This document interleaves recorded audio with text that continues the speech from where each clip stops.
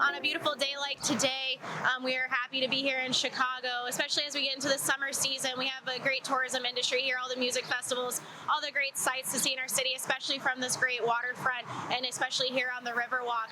But all I know is that much for it to become a bad day. And what I mean by that is being prepared. And through our Safe Chicago program out of OEMC, we've started this great public initiative to put life-saving equipment in the hands of the public. And what we mean by that are bleeding control kits. These bleeding control kits are as synonymous and able to be used by the public like a AED or an automated external defibrillator or like a fire extinguisher. It is just another piece of safety equipment meant to keep you, the public, safe in the event of a potential uncontrolled bleeding emergency. An individual unfortunately can pass away from an uncontrolled bleeding emergency in 3 to 5 minutes. And while we have great response times here in the city of Chicago, we know that seconds count in this type of an emergency. That's why we've partnered with 2FM, our friends of the Chicago Riverwalk, as well as with our partners at the fire department and police department to bring these great life-saving bleeding control kits here to the Riverwalk today. We'll have a total of 5 that will be strategically placed along the Riverwalk moving forward that could be used in the event of a bad day. Now, when we talk about bleeding control kits in this program, we've grown this program so much in the last 3 to 4 years. We now have 1,004 kits strategically placed all across the city in over 600 locations. This includes the Riverwalk, Navy Pier, various other tourism destinations like Millennium Park. We also have them in a lot of our sporting arenas like White Sox, the Cubs. You can see them at United Center as well. And truly, again, it is meant for the public to be safe.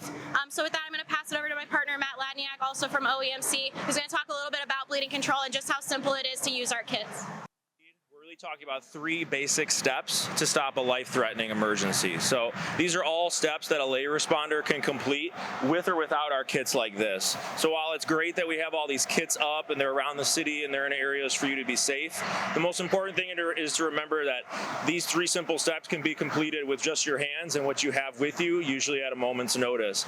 For example, my shirt today, as you can see, one of our partnerships with the American College of Surgeons and the Chicago Cubs last year, anything such as a shirt can stop a life-threatening hemorrhage and help save that victim before first responders arrive. So what we're trying to tell people is not to replace first responders by any means, not to become first responders, but to be lay responders, to help bridge that gap until first responders arrive. That's what actually we see in our science and our research saves lives. Everything from a cardiac arrest to choking to a life-threatening hemorrhage. All of these things can be addressed in the field, and those vital, 3, 4, 5 minutes before first responders arrive is where we could see the biggest change in that patient's condition and where we can help them the most. So when we talk about bleeding control specifically, packing a wound, using a shirt just like this, cloth, any sort of towel, anything like that can be used to pack a wound, apply direct pressure, or even use it to make a tourniquet on someone's limb.